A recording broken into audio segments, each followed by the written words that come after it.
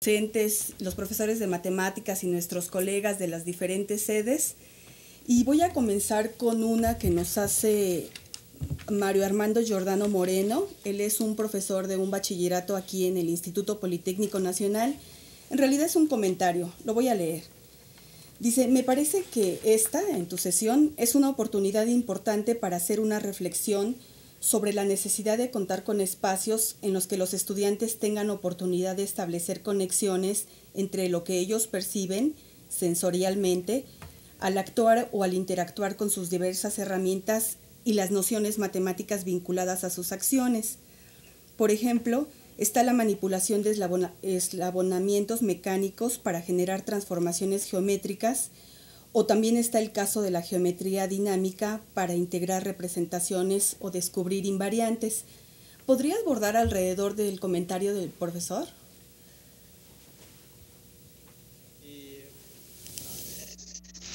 Sí, evidentemente estoy de acuerdo, hay una mención muy importante a los artefactos culturales y a la cuestión de la dimensión sensible, es decir, no es exactamente la dimensión sensorial, porque es cierto, están los sentidos mediatizando nuestras reflexiones dentro del mundo o con el mundo, pero no es simplemente los sentidos, sino es la sofisticación a la cual llegan los sentidos como resultado de la práctica matemática. Es ahí tal vez donde podría ser un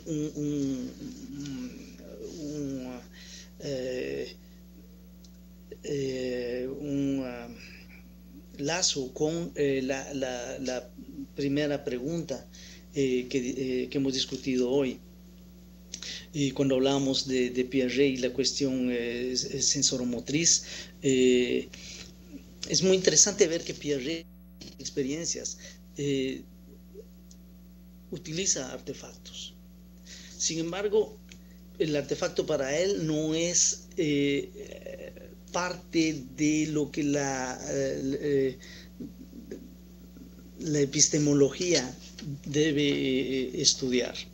El artefacto se queda en Piaget como simplemente algo que va a permitir dar cuenta de del funcionamiento lógico o matemático del sujeto. El artefacto es algo así como, diríamos, una lupa o un telescopio que nos permite ver cosas que no podríamos ver como al ojo, al simple o el ojo desnudo. El artefacto viene a darnos información de lo que está pasando adentro. Las perspectivas socioculturales contemporáneas, en particular en la que hemos trabajado aquí en Canadá nosotros, la teoría de la objetivación, la cuestión sensorial toma un papel muy importante. Pero no como simplemente recepción del mundo externo, tampoco como simple afirmación del sujeto que aprende. Para nosotros toda la actividad sensorial es una actividad de transformación, una actividad de refinamiento de los sentidos. Por ejemplo, el de la percepción, que nos va a permitir ver, por ejemplo, dentro de las fórmulas algebraicas, formas ideales a través de los cuales factorizaciones complejas pueden ser llevadas a cabo. Pero para eso el ojo tiene que sufrir una transformación. Para eso el ojo debe ser domesticado. Y de la misma manera el tacto tiene que ser también modificado. El tacto tiene que ser educado. Entonces hay toda una transformación sensorial que resulta precisamente y que da cuenta de la complejidad de la manera con que estamos pensando matemáticamente. No porque el tacto y la vista nos van a decir lo que está dentro, sino porque dentro de esa concepción de la matemática como actividad, actuamos con el cuerpo y con artefactos. Y es esa la matemática. La matemática no es lo que está, no es el escrito en un libro. Eso es un libro, es un récord, es una forma de grabación de una actividad. Lo que es la matemática es la actividad que llevó a escribir un teorema, por ejemplo, y su demostración. Entonces es muy importante tomar en cuenta esta dimensión sensorial y esta dimensión artefactual sin pensar que son simplemente mediadores de la actividad. No, son parte de la actividad. Un artefacto, como decía hace un momento, tiene, por ejemplo, el de la geometría dinámica, tiene una inteligencia histórica, matemática, imbricada. Lo que pasa es que los alumnos tienen que aprender a toparse con ella, a reconocerla. Y es ahí donde la dimensión de la interacción social es muy interesante. Hay un ejemplo que quisiera mencionar acá, dado por Leontief en un libro que está, por cierto, publicado en español, en el cual Leontief nos invita a imaginar la siguiente situación. Él dice: imaginemos que de repente una mañana no hay adultos en el mundo, solo hay niños. Niños y la cultura material, la cultura que quedó ahí, ¿no? Es los artefactos, etc. Y Leontief dice: los niños no podrían reconocer toda esa inteligencia histórica que está impregnada en los artefactos.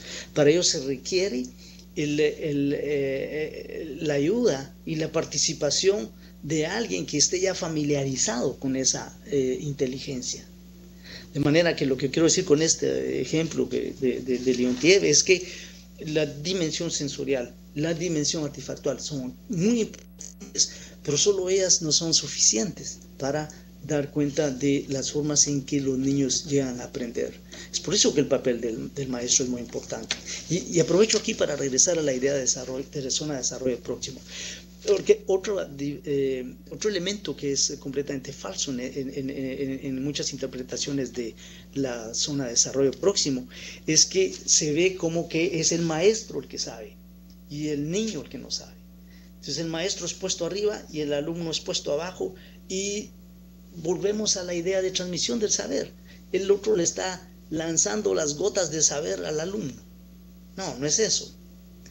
La zona de desarrollo próximo es parte de una actividad a través de la cual el saber va a ser alcanzado. Y en esa zona de desarrollo próximo, tanto el profesor como el alumno están aprendiendo. Si la zona de desarrollo próximo no funciona, es responsabilidad de los dos. No es que el alumno no pudo oír o aprender, no es que el profesor no pudo decírselo, no, es en la zona de desarrollo próximo y en general en una actividad en el sentido genuino, una actividad matemática en el sentido genuino del término, es los dos, el maestro y el alumno están trabajando en búsqueda de un objetivo común, que es que en la actividad el objeto matemático aparezca en la sala de clase. El objeto matemático aparece en la sala de clase y aparece entonces en la conciencia del alumno. No es simplemente transmitir el saber, es hacer aparecer el objeto, hacer aparecer el objeto matemático. Pues Luis, realmente lo que nos platicas nos amplía mucho la visión de lo que es un artefacto, sobre todo actualmente que a los docentes nos exigen introducir en nuestras clases herramientas computacionales, que lo vemos como una necesidad. Pero no solo eso, sino también hay una pregunta, me hace cuestionarme, ¿cómo tendrían que ser los libros de texto, por ejemplo, para que todas estas ideas que nos acabas de vertir a este respecto pudieran ser plasmadas en ellos? Es algo que nos despierta muchísimas dudas con respecto a nuestra actividad como docentes o como escritores de libros. Pero vamos a dar paso ahorita, si nos permites, a nuestras sedes. Tenemos 4 sedes conectadas a las que les enviamos muchos saludos. Está el Tecnológico de Monterrey, está el CICIMAR, está Santo Domingo, y también tenemos conectadas a la Escuela Nacional de Ciencias Biológicas del Instituto Politécnico Nacional. Y bueno, para esto vamos primeramente a darle la palabra al Tecnológico de Monterrey, que nos tiene una pregunta, a los que mandamos muchísimos saludos, que nos enviaron una pregunta por parte de ellos. Sí, les pedimos por favor, Tecnológico de Monterrey, que nos digan el nombre de la persona que va a estar y bueno, cuál es su pregunta, por favor. Mi nombre es Armando Albert y tenemos 2 preguntas, espero que no abusemos. La primera es con respecto a eso que comentaban, que cada vez hay más artefactos tecnológicos que se incorporan al salón de clase. ¿En qué sentido la teoría cultural de la objetivación está tomando esto en cuenta? Esa es la primera pregunta. La segunda...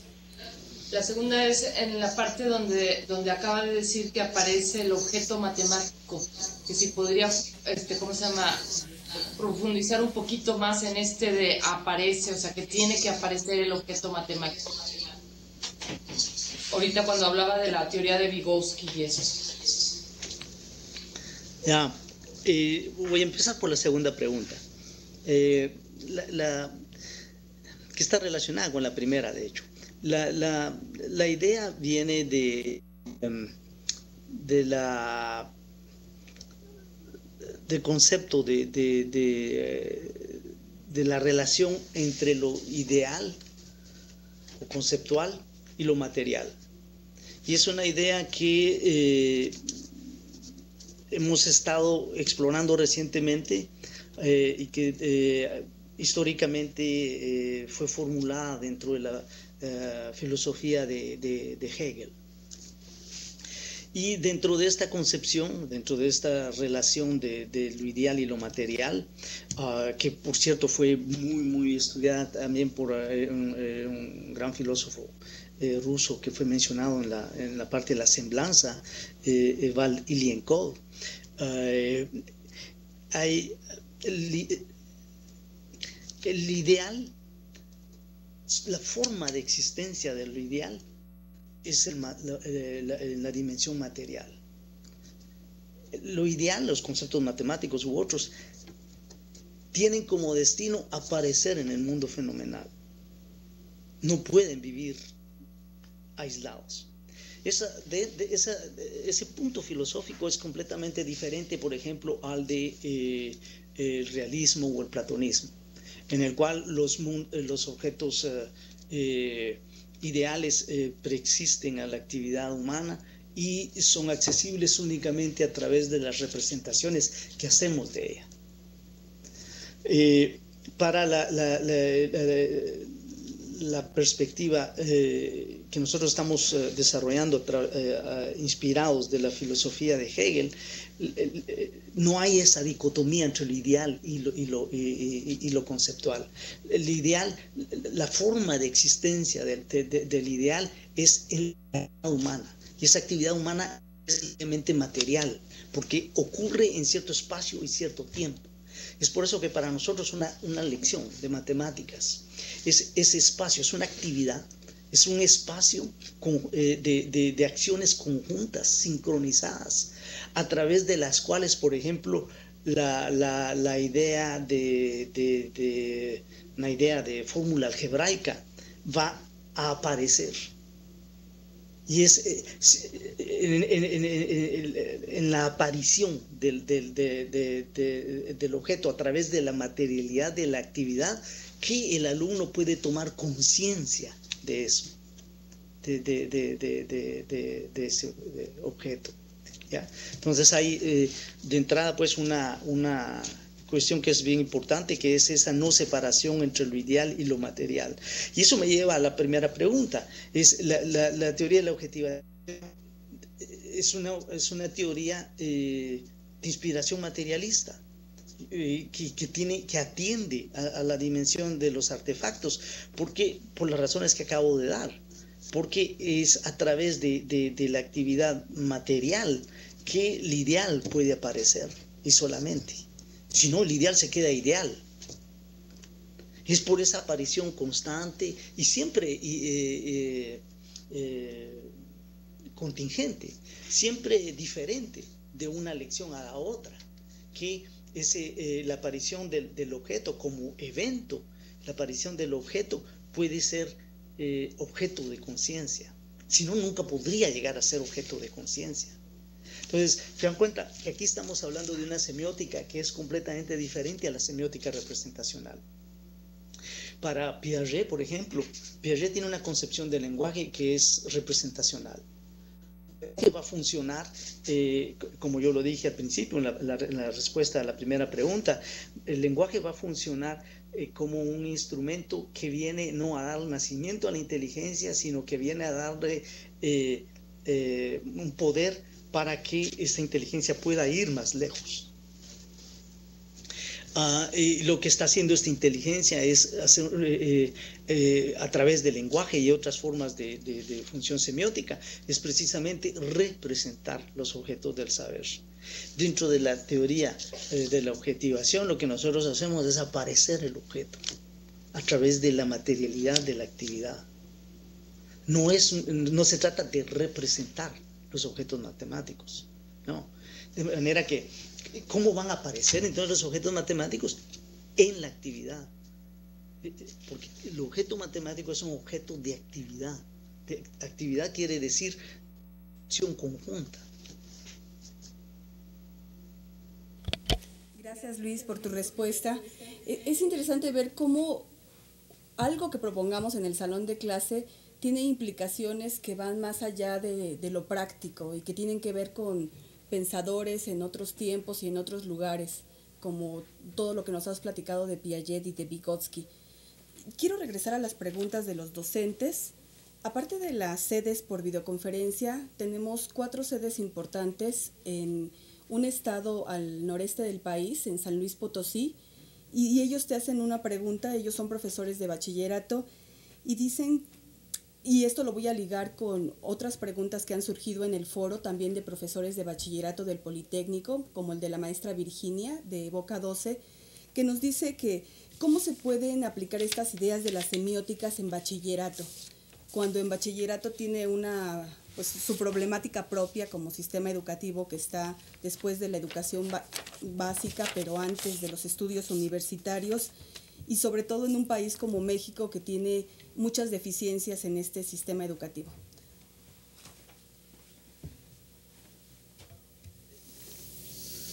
La semiótica, entendida en la forma más general, en realidad no es una ciencia que se ocupa del estudio de signos, como muchas veces se cree. En realidad la semiótica, su interés es en las formas de significación.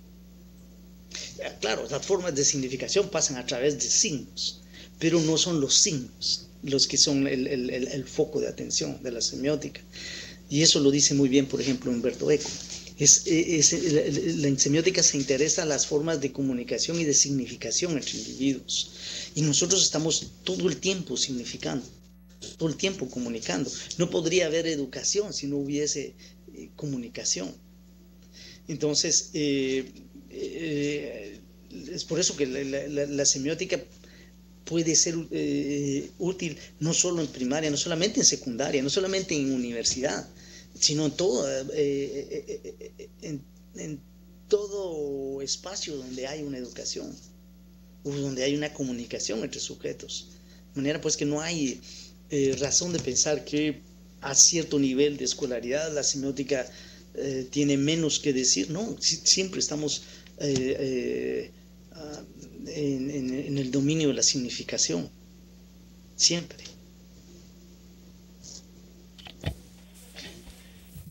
Pues yo creo que es algo sobre lo que tenemos que reflexionar, ¿no? Cuáles son nuestros significados detrás de nuestra clase, detrás de lo que hacemos, cuáles son los significados que nosotros estamos manejando.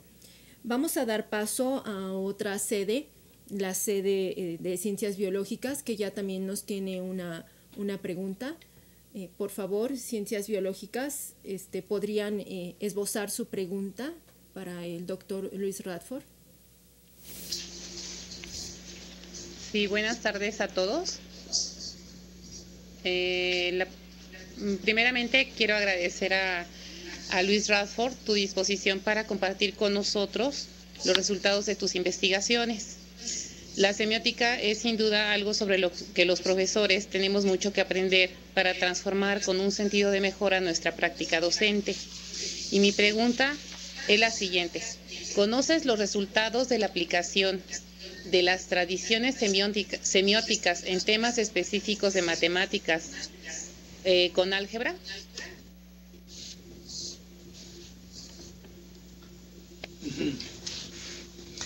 Sí,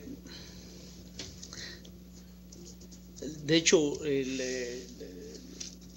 mi interés en semiótica apareció a través de estudios sobre el álgebra, donde yo estaba tratando de entender dificultades, por ejemplo, que los alumnos tienen en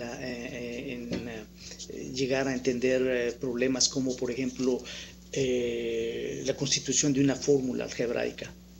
Yo me topé con dificultades que para sobremontar la semiótica me pareció un dominio muy rico en el cual apoyarme.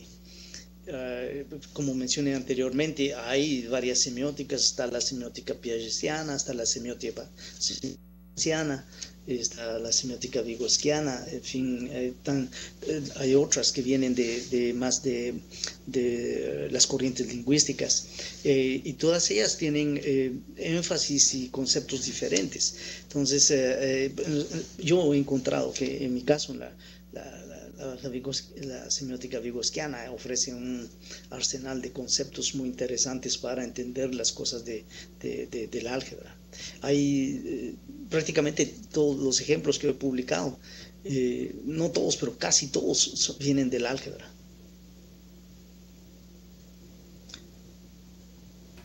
Pues te queremos agradecer mucho esta sesión, que ha sido muy enriquecedora para nosotros, Luis. Lamentablemente el tiempo se nos ha ido muy, muy rápido. Ya tenemos que cerrar esta sesión, pero realmente esto nos deja una gran reflexión que tenemos que hacer nosotros. Tenemos que reflexionar sobre cuál es las tradiciones semióticas que están detrás de lo que nosotros hacemos en nuestra clase. Pensar más qué es lo que estamos, cuál es nuestro concepto de aprendizaje que hay y cuál es nuestro concepto de matemáticas que damos a entender a través de nuestra enseñanza.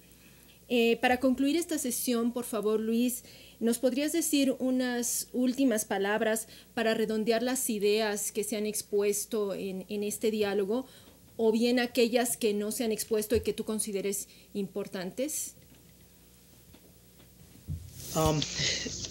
¿Cuánto tiempo tengo para responder a tu pregunta? 3 o 5 minutos. Tal vez para resumir, quisiera regresar a la idea de matemática con la que abrimos esta discusión, precisamente pregunta si la matemática es un lenguaje, o si no es un lenguaje, entonces ¿qué es? Como sugerí anteriormente, yo creo que la matemática puede ser vista, sobre todo la matemática universitaria, la matemática escolar, puede ser vista como una actividad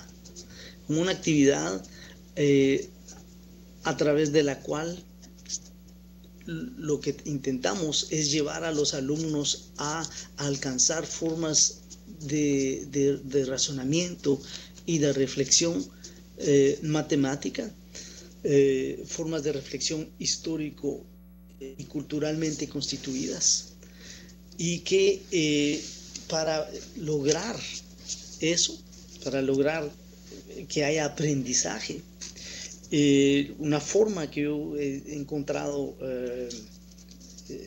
adecuada para plantear el problema es de considerar esas formas de pensamiento matemático como formas preexistentes en la cultura. Son esas formas ideales. No son formas platónicas, son formas ideales, pero no son formas platónicas. Son formas ideales en el sentido en que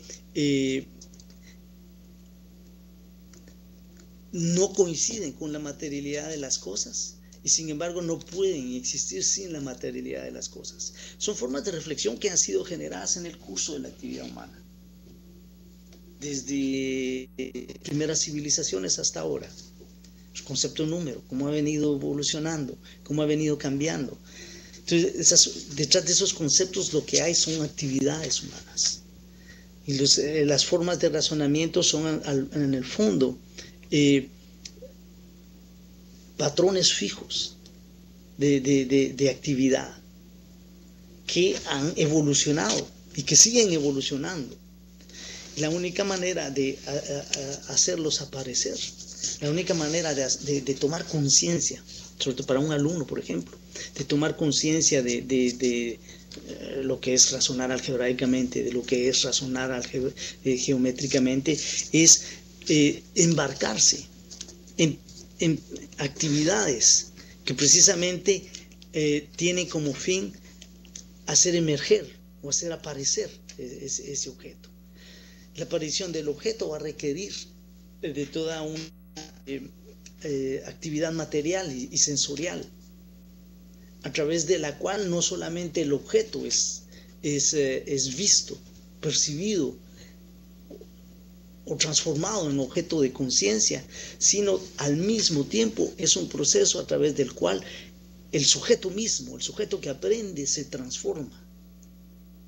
Y es eso lo que llamamos los procesos de subjetivación. Los procesos de objetivación son aquellos a través de los cuales tomamos conciencia del objeto.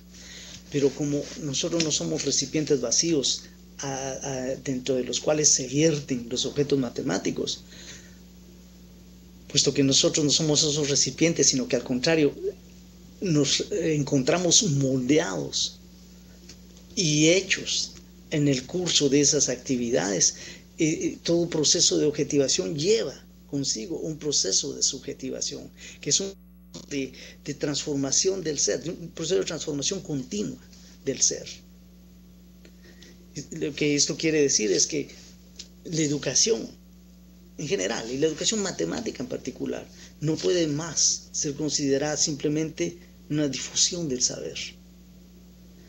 La educación, sobre todo la educación para el siglo XXI, en un mundo tan complejo, tiene que ser abordada desde un punto de vista más largo, en el cual no se atiende solamente a la dimensión del ser, o de la dimensión del saber, sino también a la dimensión del ser. Entonces tenemos que pensar que enseñar matemática no es simplemente transmitir una información o volver accesible ciertas formas de pensamiento, es también la formación de subjetividades que son nuestro futuro. Son unas subjetividades que van a estar a cargo del mundo y del destino del mundo. Gracias, Luis, con tu intervención. Yo creo que se hacen explícitos los objetivos de este seminario. Con las explicaciones que nos has dado acerca de las ideas, de los conceptos matemáticos, de las ideas, no solo de los conceptos matemáticos, sino de educación que ahora viven en el salón de clase, tienen su razón de ser en toda esta investigación que se ha generado